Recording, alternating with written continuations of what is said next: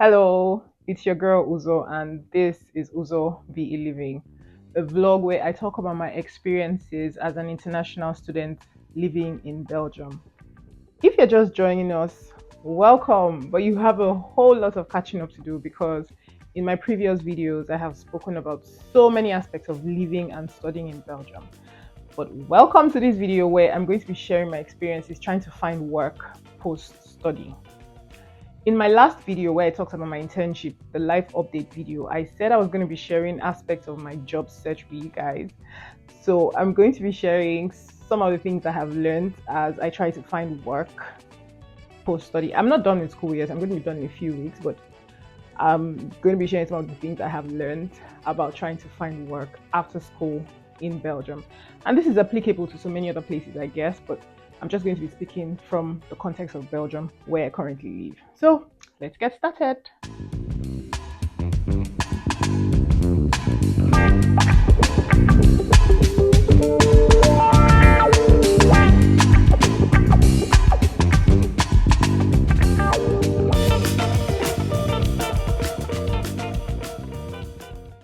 Before I share my experience trying to find work, I'm just going to say something that might be beneficial to you.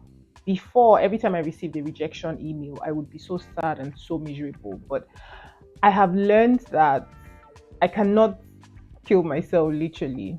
And it's not because I don't care. Of course, I care. I'm trying my best to try to find work so I can settle down and be a useful member of society. But I cannot allow every rejection to get to me because it used to get to me. It would spoil my day, probably spoil my mood for days and everything. And how many are you like?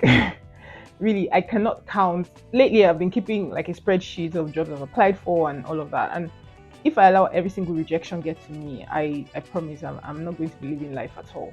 So I'm saying this to you, like whatever happens in your job search, take each rejection or each acceptance as a learning curve and keep it moving. Where possible, ask for feedback, and I try as much as possible to do so if the email says, okay, if you want feedback.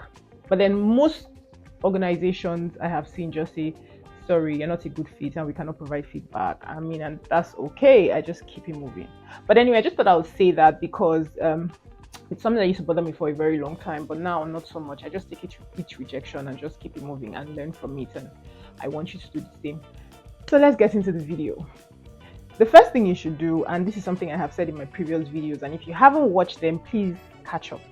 The first thing I think you should do, even before you land in Belgium, is to research the course that you want to do. It is very, very important. I have said it in so many videos. You need to research the course you want to do.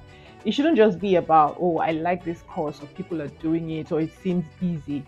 You have to research the job opportunities for that particular course. And not just what is on the university website, because most university websites tell you, oh, these are the job prospects for this particular course, but not just that. You have to do your own research. Go to Google and search, okay, for instance, for global health that I studied, what are the job opportunities for a global health student? What do I need? What skills? What experience? That sort of thing. You have to do a thorough research because otherwise you'll study something and end up coming out without any benefit, any value added. Yes, you've learned something new, but then you just find out that that course was an absolute waste of your time because it's redundant in the job market. So, number one, research your course properly. Also, another thing about researching the course is, in my own case now, after I had started the program, I realized that so many people that do global health have a health related background in terms of medicine, dentistry, physiotherapy, biochemistry, and all these other things, and it statistics, and all these things. And it really put me down because I was wondering, like, okay, so where do I fit into all of this? I know I have I studied law and business management, but how do I tie it into global health? It was just from talking with people and just expressing my concerns that I realized that you can actually work as global health.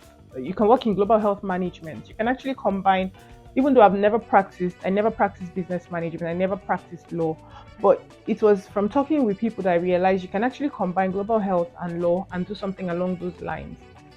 So I'm saying this to say, as you're doing the research for the course, try to also find out the background that people have and see if it sort of aligns with yours, or see if your background can align, or if there's like a convergence between what you've done before and what you're about to do, because otherwise you're going to be setting yourself up for failure. I mean, this is not, it's not a given, but it's just something to think about when you want to study a course, to see how it aligns with your previous backgrounds and what the opportunities are for you based on the skills that you're going to acquire and the skills you already have. I hope it makes sense, because I didn't think about it before, and I felt lost. I felt like, oh, I don't even know what I'm supposed to be applying for. But now, like I said, speaking with people, I have a bit more clarity.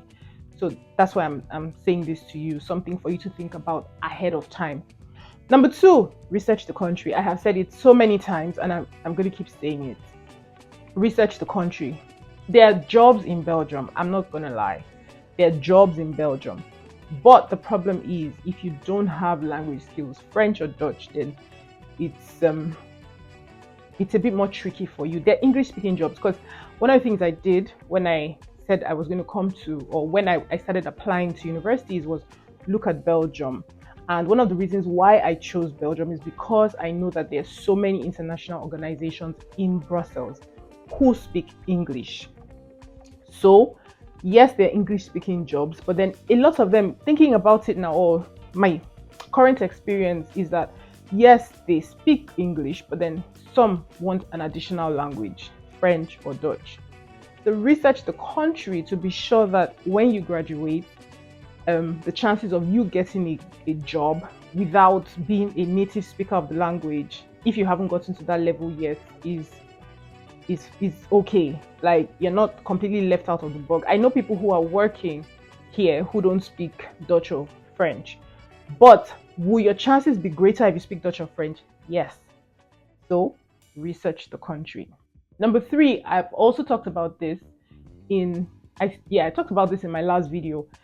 If your course doesn't offer an internship, it's best to go for a course that offers internship opportunities. But if it doesn't, then you should ask the university if it's possible to include an internship as part of your course. Or you by yourself should try and find an internship as part of your course. And the reason it's important is because when you do an internship, number one, you have work experience. Number two, you get someone who can be your referee or your reference in the country. Number three, you also have an idea how it is to work. Number four, where you even do your internship might be able to retain you, because I've heard stories of people who have done internships and then the organizations retain them. So it's important, if your course doesn't offer internships, try to find one for yourself, either through your school, asking if your school can help you, or try to find an internship you can do. Number four, when you arrive, I know that there's always this tendency to try to look for a job, any kind of job, just, to keep body and soul together. But this is something that I wish I had done from the onset. If you have a clear direction on where you want your career to be, where this course fits in your career trajectory, find a part-time job in that field if it's possible. I'm not saying that you should not work until you find a part-time job in that field. No. You can go for the dishwashing, the assistance, whatever it is job that is readily available. But don't stop looking for a job in the field that you want to work in. It is valuable work experience. And this is something I really regret, because I feel like if I had tried to find, say, a part-time job in, say, public health management or something, by now I will have something to put on my CV that shows that I actually have experience in all these roles that I'm trying to apply for. So please, when you arrive, if you're sure, if you're clear, the problem with most of us, especially in my class, is I think a lot of us did not have a clear career trajectory of what we wanted to do post-study.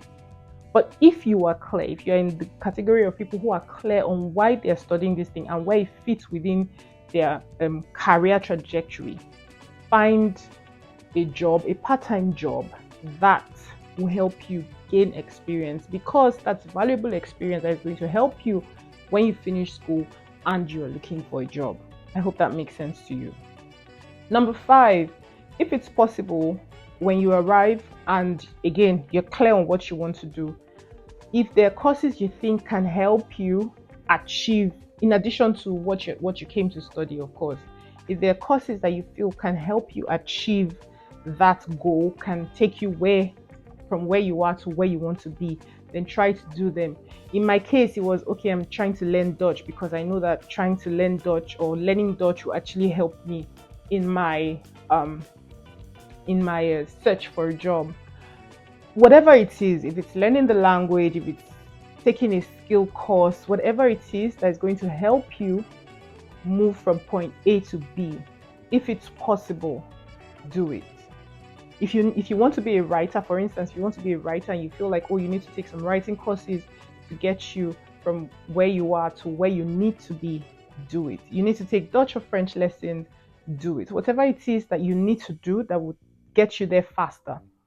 And it's not because what you're studying is not sufficient. It's sufficient, but then if there's anything that can get you there faster, if you feel, and this comes again from researching the opportunities, if you feel like, okay, for instance, in global health, if I was going to go for, say, the research aspect, which is like quantitative research and everything, I probably would have tried to do like a part-time course or something in, maybe epidemiology or something. You understand what I'm saying? I'm not giving definite examples. I'm just saying that if there are courses you need to do to take it there faster, please, by all means, do them. I have more tips, but I don't want to make this a long video, so I'm going to stop right here and I'm going to continue in the next video. But please don't forget, number one, research the course you want to do. Research it. Number two, research the country. Number three, try to find an internship, a course that has internship, or you try to find an internship for yourself. Number four, try to, when you arrive and you're looking for a student job, a part-time job, try to find something in what you want to do. And number five, if you can do additional courses to help you get there faster, by all means, please do them.